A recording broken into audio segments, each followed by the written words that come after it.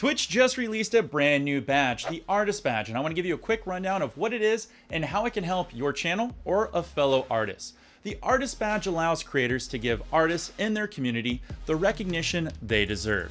This feature introduces the ability for creators to assign channel-specific badges to artists and the ability to attribute artists to their channel emotes.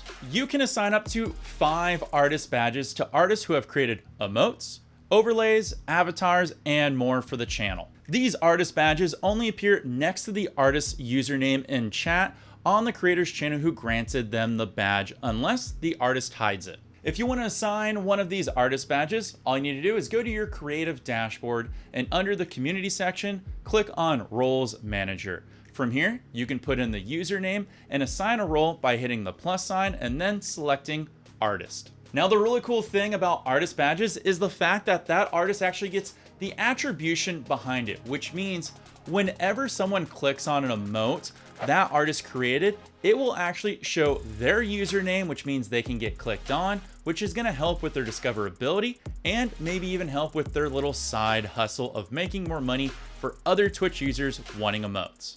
If you're an artist out there that's been given credit or an attribution to an emote that you've created, or probably maybe more likely, one that is not yours that you don't want to be associated with, you can actually manage all of your emote attributions on a global scale.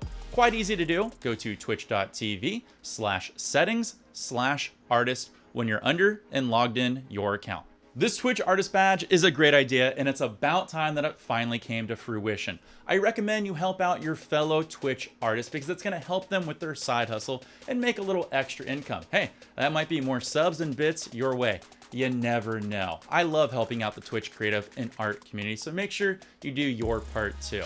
Now, if you want to know what goes into making a great emote, or perhaps you just need to make your stream look a tiny bit better, take a look over to my side and you're going to see a couple of videos that are going to help you with exactly that.